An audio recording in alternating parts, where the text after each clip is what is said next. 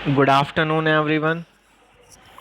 आज तारीख है 4 जून 2020 और आज द हिंदू में एक आर्टिकल है हैप्पी मोन जेकब साहब का, रिलेटेड है इंडियाज़ चाइना डिलेमा। तो ये बात करते हैं, इस आर्टिकल में बताते हैं कि टेंशन्स के पीछे वजह क्या है, कि एग्रेशन क्यों कर रहा है चाइना एलएसी पे, और फिर ये 2 या 3 सजेशंस भी देते हैं कि इंडिया को क्या करना चाहिए जिससे हम चाइनीज़ एग्रेशंस को कंट्रोल कर सकते हैं या कंटेन कर सकते हैं। तो आज का आर्टिकल स्टार्ट करते हैं।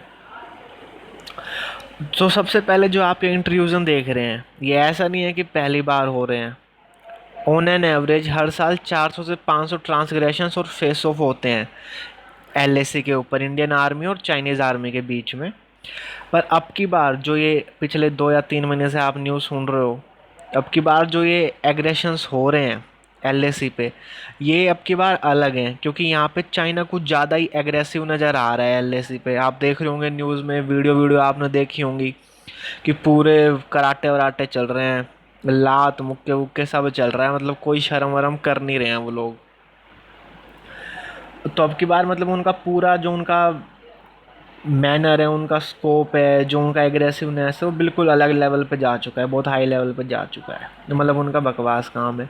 फिर आप पूछेंगे भाई ये कन्फ्रंट्रेशन होती क्यों है, तो इसके पीछे रीज़न ये है कि जो LAC है, लाइन ऑफ एक्चुअल कंट्रोल, जो चाइना और इंडिया के बीच में है, उसको लेके परसेप्शन दोनों कंट्रीज़ का अलग है। इंडिया के हिसाब से LAC कहीं और है, चाइना के हिसाब से LAC कहीं और है। तो इनको पता नहीं है, हकीकत में किसी को ही नहीं पता वो कहाँ है। तो उनके सोल्जर पेट्रोलिंग करते हुए इंडिया वाले एरिया में आ जाते हैं, और इंडियन सोल्जर जब पेट्रोलिंग करते हैं तो चाइना वाले एरिया में पहुंच जाते हैं, तो उनके पंगे वंगे शुरू हो जाते हैं।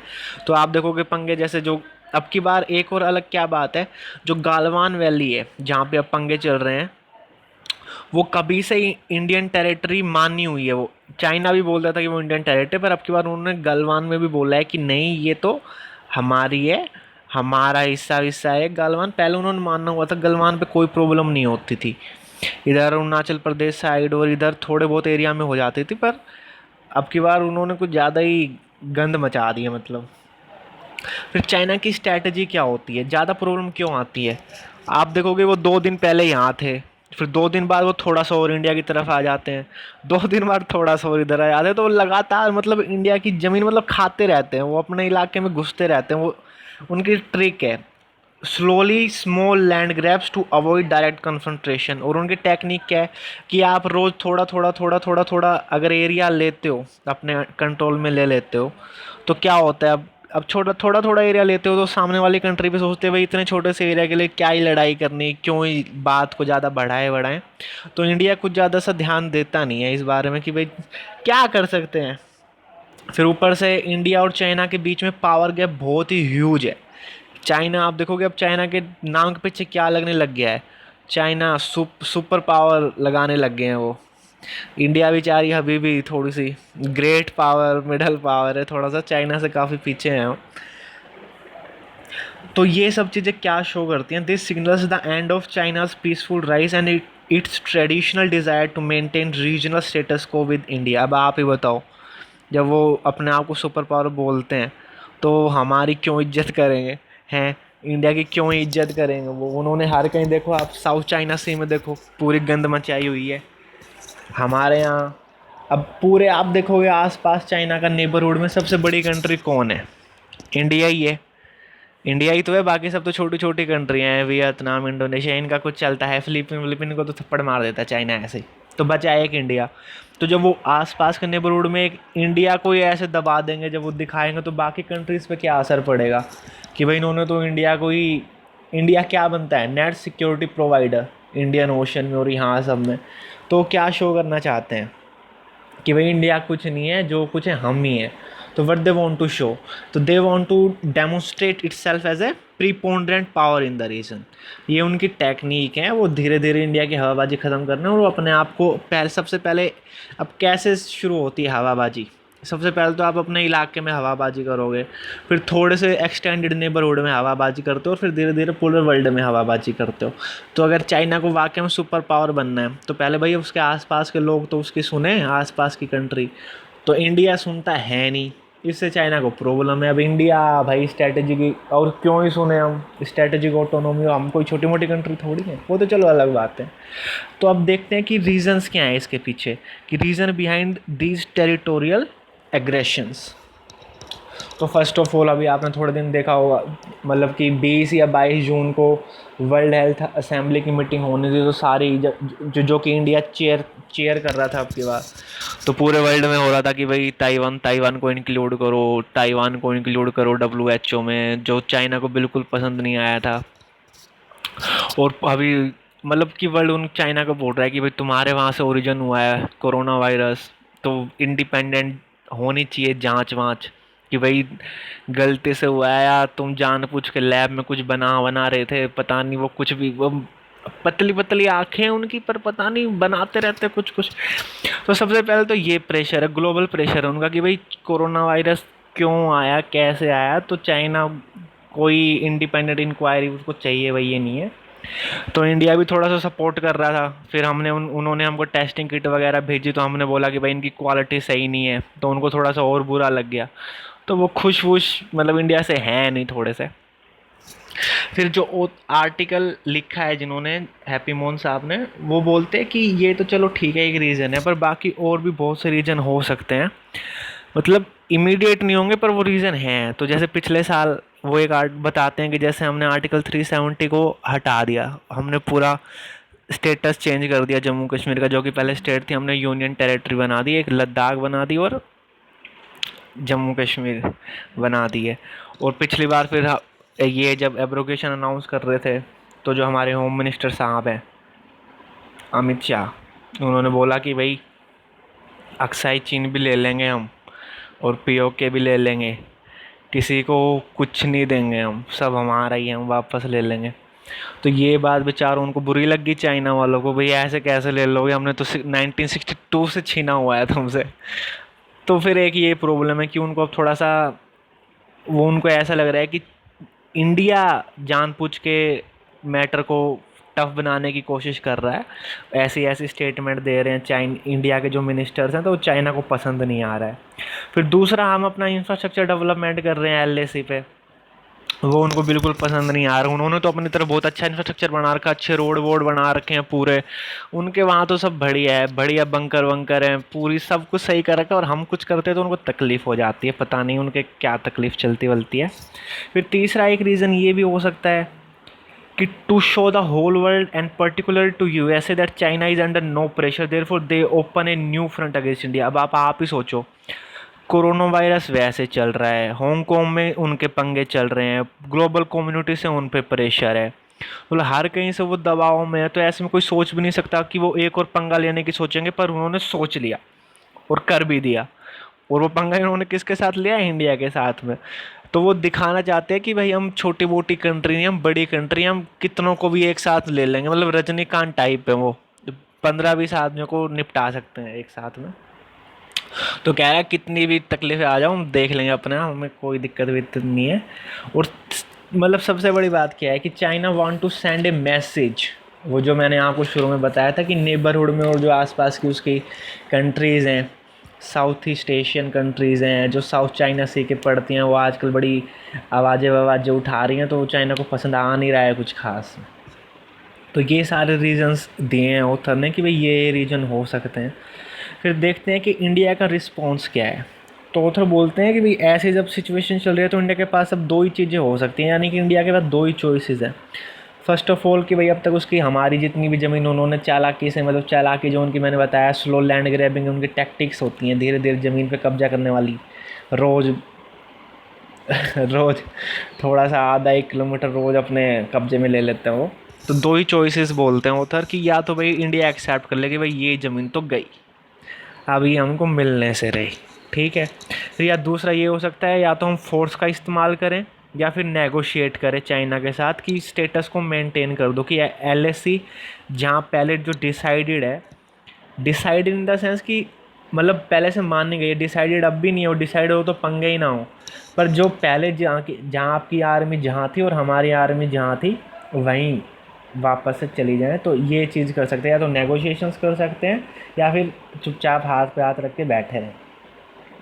और फिर क्या है, अब इंडिया बेचारी डेमोक्रेसी वरेसी है और फिर हर किसी को पावर चाहिए होती है, कोई कुर्सी छोड़ के खुश है नहीं। तो India's military response depend on political calculations and conventional imbalance in power। तो मैंने आपको बताया था कि चाइना और इंडिया के बीच में ह्यूज पावर गैप है। उनके पास मिलिट्री इंफ्रास्ट्रक्चर, उनके इक्विपमेंट्स, आर्मरी, आर्टिलरी, हवाई जहाज, फाइटर जेट्स, उनके पास सब खतरनाक खतरनाक चीज़ें होती हैं। मतलब हम भी कुछ कम है नहीं, पर हम उनसे काफ़ी पीछे हैं, बड़ा बड़ा गैप है। पहली रीज़न तो ये है, हम वैसे डर जाते हैं कि भाई इतना बड़ा पावर गैप है, वो तो दो मुक्के में हमारी जान निकाल देगा। फिर दूसरा पॉलिटिकल कैलकुलेशंस होती हैं। तो आप देखोगे कि एलएसी पे पंगे चल रहे हैं, तो हमने अब तक एक्सेप्ट नहीं किया है कि एलएसी पे प्रॉब्लम चल रही है, ना हमने डिनाई किया है ना एक्सेप्ट करा है। तो ये पॉलिटिकल कैलकुलेशंस हैं। और पॉलिटिकल क्लास अगर ये एक्सेप्ट कर ले कि भाई हमारी ज़मीन थोड़ी सी लूज हो गई है, भाई उन्होंने हमसे थोड़ी सी ज़मीन हथिया ली है, तो क्या होगा, डोमेस्टिक प्रेशर बिल्डअप होगा कि भाई आपने ऐसे कैसे ज़मीन जाने दी, ज़मीन वापस लो, क्योंकि ज़मीन तो फिर चाहिए ना। तो इस वजह से वो जानबूझ के एक्सेप्ट करते हैं नहीं कि भाई एक्सेप्ट कर लिया तो फिर डोमेस्टिक प्रेशर बढ़ेगा कि भाई ज़मीन वापस लो, ऐसे कैसे तुमने ज़मीन जाने दी, इंडिया की बेइज्जती करा दी, ये सब सारी चीज़ें हो जाती हैं। तो वो जानबूझ के एक्सेप्ट करते नहीं है, ठीक है। मतलब अगर और वो सोचते हैं कि भाई थोड़ी सी तो ज़मीन गई है, मैंने बताया था आपको चाइना टैक्टिक्स है उनकी, तो वो सोचते हैं कि चलो थोड़ी सी बहुत ज़मीन के लिए क्या ही लड़ाई करनी। और ये फिर चाइना इसका फ़ायदा उठाता है, उनको पता है, और चाइना जानबूझ के ऐसी फाइट, ऐसी स्ट्रैटेजी लगाता है ये। इसके फ़ायदे क्या क्या होते हैं? एक तो लिमिटेड फाइट्स होती हैं, वैसे ही मतलब 15-20 आदमी लड़ लिए, उन्होंने 2-3 मुक्के उन्होंने मार दिए, 2-3 हमने मार दिए। थोड़ा सा उनके पास टेरिटरी भी आ गई, कॉस्ट इफेक्टिव भी है, कोई टेंशन्स में ज़्यादा कड़वाहट भी नहीं आती है। एक दो मुलाकात होंगी वुहान जैसी और मामल्लपुरम जैसी, सब खुश हो जाएंगे, ओहो हिंदी चीनी भाई भाई, ये सब चीज़ें हो जाएंगी। और वो जो मैसेज देना चाहते हैं इंडिया को कि भाई हम सुपर पावर हैं, हमसे थोड़ा सा रहो तुम डर के, तो तीनों चीज़ें हो जाती है चाइना की तरफ से। एक तो उनका खर्चा बच जाता है, ऊपर से टेंशन भी ज़्यादा हाई नहीं होती, तो उनके मुनाफे में रहती चीज़ें। और वो जो इंडिया को मैसेज देना चाहते हैं कि भाई हम सुपर पावर है, अब हमसे थोड़ा सा रहो तुम थोड़ा सा डर के, तो वो सारी उनके तीनों चारों उनके जो मकसद होते हैं वो इन लिमिटेड फाइट से पूरे हो जाते हैं। तो उनके लिए तो यह फ़ायदेमंद का सौदा। उनको थोड़ा सा ज़मीन मिल जाती है, ना ज़्यादा पैसे खर्च, सब कुछ फ़ायदा हो जाता है। पर ऑथर एक बात बोलते हैं इसी चीज़ को लेके कि भाई इंडिया ये जो माइनर लैंड ग्रैब्स कर रही है चाइना, इनको ओवरलुक ना करे, क्योंकि ये लॉन्ग टर्म में नुकसानदायक है। क्योंकि यही आपने पढ़ा होगा, वर्ल्ड हिस्ट्री में पढ़ते हो या पॉलिटिकल साइंस में कभी कहीं भी आपने पढ़ा होगा, वर्ल्ड वॉर 2 क्यों हुई? शुरू में ब्रिटेन फ्रांस इन सब ने क्या किया, हिटलर को अपीजमेंट किया, भाई तुम ज़मीन चाहते हो तो ज़मीन दे देंगे। तो वो हिस्ट्री क्या होती है, सबसे बड़ी गाइड होती है ना, तो हमको उनसे सीखना चाहिए। ज़्यादा अपीजमेंट सही नहीं है। फिर ऑथर एक बहुत अच्छे वे फॉरवर्ड देते हैं कि भाई they are some limits to China's aggression. तो सबसे पहले बोलते हैं कि जो एलएसी है, तो ज़रूरी है पूरी एलएसी पे, तो आपको पता है मिलिट्री खड़ी नहीं हुई, और कई जगह ऐसी है जहाँ पे, क्योंकि ज्योग्राफी बहुत इंपॉर्टेंट रोल प्ले करती है, तो कई जगह ऐसी है जहाँ पे इंडियन आर्मी की अच्छी पोजीशन है, जहाँ पे इंडियन आर्मी का अपर हैंड है और पीएलए थोड़े से कमज़ोर वीक स्पॉट में है, तो हम वहाँ पे जाके एक्शन ले सकते हैं ताकि हम भी उन पे काउंटर प्रेशर डाल सकें, क्योंकि हम अपर हैंड में हैं वहाँ पे।